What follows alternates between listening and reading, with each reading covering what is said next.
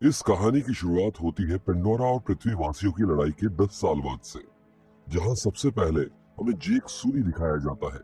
जहां हम देखते हैं कि उसके 5 बच्चे हैं, जिनमें 2 लड़के हैं, एक लड़की है और 2 एडॉप्टेड बच्चे हैं, जिनमें से एक बच्ची ग्रेस की है। अब क्योंकि ग्रेस मर चुकी थी, इसी वजह से जेक ने उस बच्ची को गोद ले लिया था। जेक के एडॉप्टेड बच्चों में से एक इंसान का बच्चा भी है, जो कि कर्नल माइल्स का बेटा था, और वो वापस पृथ्वी पर नहीं जा पाया था। और साथ ही पेंडोरा पर जो पृथ्वी का ऑपरेटिंग बेस था, उसमें अब पेंडोरा के वफादार पृथ्वीवासी ही रहते हैं, जहां वो सभी अपनी जिंदगी से काफी खुश थे। पर तभी एक रात जेक और नेत्री आसमां में देखते हैं, जहां उन्हें कुछ नए चमकते हुए सितारे दिखाई देते हैं, जिनको देखकर जेक समझ जाता है कि असल में इंसानों की स्पेसशिप है, जो एक बार फिर पेंडोरा पर हमला करके इंसानों को बसाने के लिए आ रही है। और जैसे ही इंसान उस स्पेसशिप को नीचे लैंड करते हैं, तो उससे निकलने वाली आग से जंगल धू धू करके जलने लगता है और कई सारे जानवर भी मर जाते हैं। तभी एक लैब में एक नेवी उठता है और काफी घबरा जाता है और वहां खड़े सभी डॉक्टर्स पर हमला कर देता है, जिसके बाद उसे काफी सारे लोग पकड़कर उसे ये बताते हैं कि यहाँ सब उसके दोस्त हैं और वो उनका कर्नल है। असल में कर्नल माइल्स, जो कि एक पृथ्वीवासी था, साथ ही वो पेंडोरा की लड़ाई में नेत्री के हाथों मारा गया था। उसे ही दोबारा से नेवी अवतार में जिंदा किया जाता है और अब वो बदले की आग में जल रहा था। वहीं पेंडोरा पर जेक सुली की नेवी फौज ने इंसानों की एक ट्रेन, जो कि उन्होंने पेंडोरा पर बनाई थी, उस पर हमला कर दिया, जिसमें उन्हें कई सारे हथियार मिले हैं।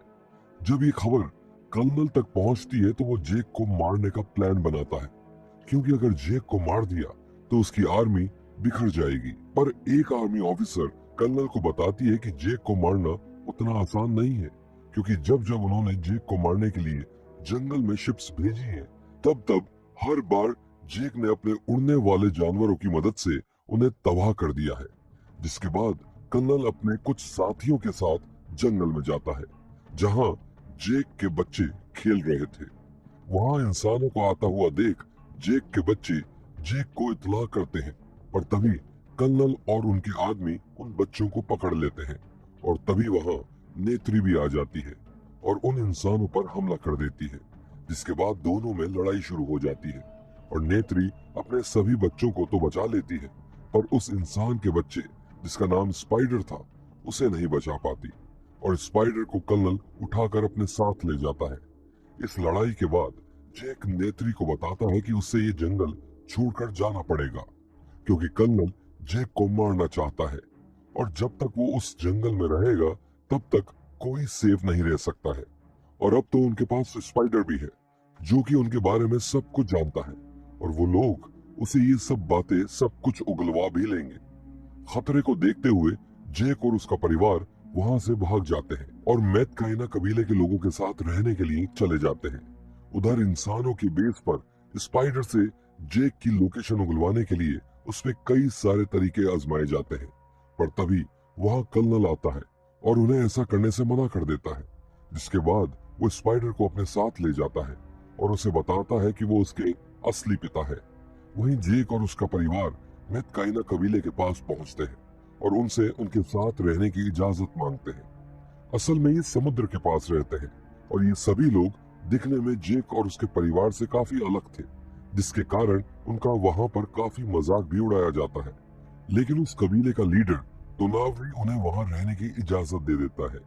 अगले दिन जेक के बच्चों को वहां रहने वाले बच्चे पानी में घुमा रहे होते हैं कि तभी वहां एक लड़का जेक के बेटे को कहता है कि वो वहां पानी में रह रही एक क्रिएचर से कनेक्ट करे।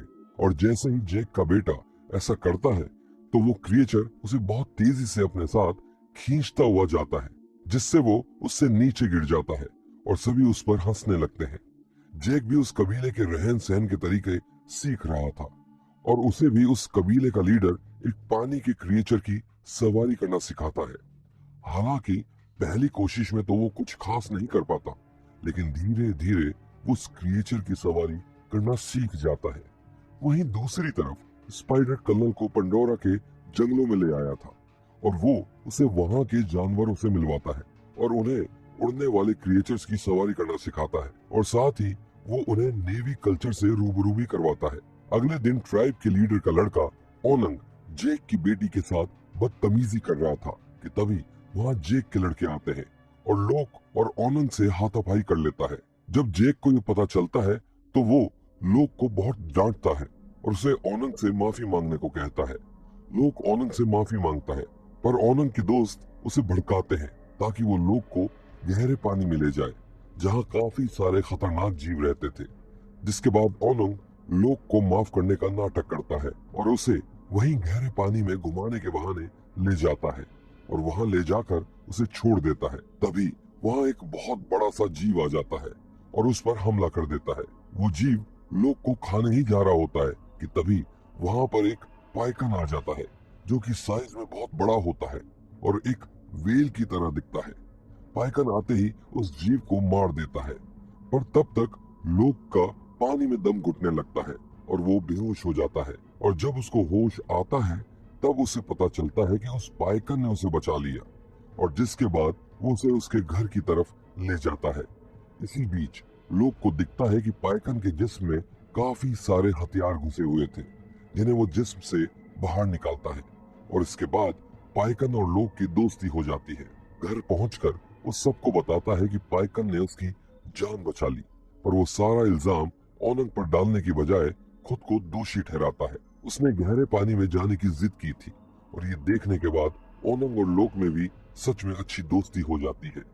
अगले दिन लोक अपने नए दोस्तों को बताता है कि पाइकन ने उसकी जान कैसे बचाई पर कोई भी उसका यकीन नहीं करता है। तो लोक उन्हें यकीन दिलाने के लिए फिर से पाइकन को बुलाता है जिसके बाद सभी को यकीन हो जाता है कि वो सच बोल रहा था। वहीं दूसरी ओर कर्नल जेक को ढूंढने के लिए निकल पड़ता है जिसके थोड़ी देर बाद वो एक आइलैंड पर पहुंच जाता है जहां वो वहां के रहने वाले लोगों से जेक के बारे में पूछता है पर उन्हें उसके बारे में कुछ नहीं पता था। जिस पर कर्नल उन्हें मारने लगता है पर कर्नल का बेटा उसे कहता है कि ये लोग सच बोल रहे हैं।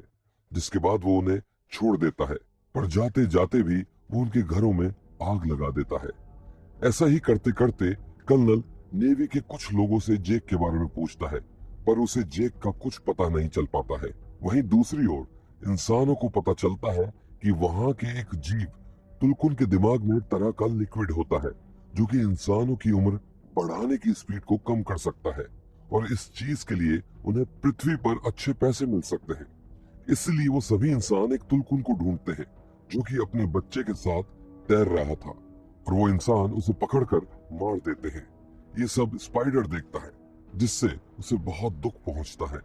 अगले ही दिन जब कबीले के लोग काफी सारे जीवों को पानी में मरा हुआ देखते हैं तो वो जेक से काफी गुस्सा हो जाते हैं क्योंकि इंसान उसकी वजह से वहां तक पहुंचे हैं। पर कबीले का लीडर उन्हें समझाता है कि जो हुआ सो हुआ, अब वो सभी इंसानों से मिलकर मुकाबला करेंगे। वहीं दूसरी ओर लोक पाइकन से मिलने जाता है जहां वो देखता है कि उसके शरीर पर एक तरह का तीर लगा हुआ है जिसके कारण वो हिल भी नहीं पा रहा था। असल में ये तीर इंसानों ने ही मारा था ताकि वो उससे भी मारकर वो एंटी एजिंग लिक्विड उसके दिमाग से निकाल सके। इसके बाद लोक अपने दोस्तों की मदद से उस तीर को निकालने की कोशिश करता है पर ये सब होता हुआ कर्नल भी दूर से ये देख रहा था। जिसके बाद वो उन बच्चों को कैद करने के लिए उन पर हमला कर देता है और जैसे ही कर्नल अपनी शिप लेकर वहां पहुंचता है लोग उस तीर को पाइकन के शरीर से बाहर निकाल देता है। जिसके बाद पाइकन उनको बचाकर वहां से ले जाता है लेकिन कर्नल के लोग बाकी बचे हुए कुछ बच्चों को जाल फेंक कर पकड़ लेते हैं और अपनी शिप पर बंदी बना लेते हैं। इसके बाद जब जेक को ये सब पता चलता है तो वो उस कबीले के लीडर को इस बात की जानकारी देता है जिसके बाद वो सभी एक साथ अपने अपने जीवों पर सवार होकर और हथियार लेकर वहां पहुंच जाते हैं और वहां पहुंचकर जेक देखता है कि बच्चों को कर्नल ने शिप के आगे बांध दिया है। जिसके बाद कर्नल जेक से कहता है कि अगर वो उनकी सलामती चाहता है तो उसे शिप पर अकेले ही आना होगा कि तभी वहां अचानक से पाइकन पानी के नीचे से एक लंबी छलांग मारता है और उनकी शिप के बीचों बीच आ जाता है। जिसके बाद वो अपने फिन्स की मदद से आसपास के सभी लोगों को मारने की कोशिश करता है।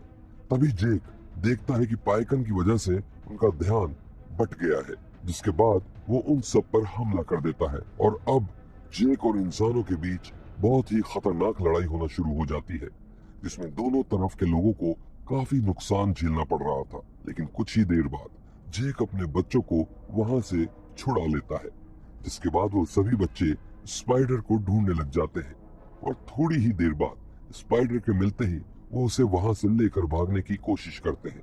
लेकिन इसी जद्दोजहद में जेक का एक बेटा मारा जाता है और उसके दो बच्चों को कर्नल दोबारा पकड़ लेता है। इसके कुछ समय बाद उसी रात को अपने बच्चों को कर्नल से छुड़ाने के लिए जेक बड़ी ही खामोशी के साथ कर्नल के शिप पर पहुंच जाता है, जिसके बाद वो वहां कई सारे बड़े बड़े धमाके करता है, जिससे उस शिप में हर तरफ आग लग जाती है और तभी वहां नेत्री भी आ जाती है और वहां खड़े सभी लोगों पर हमला कर देती है।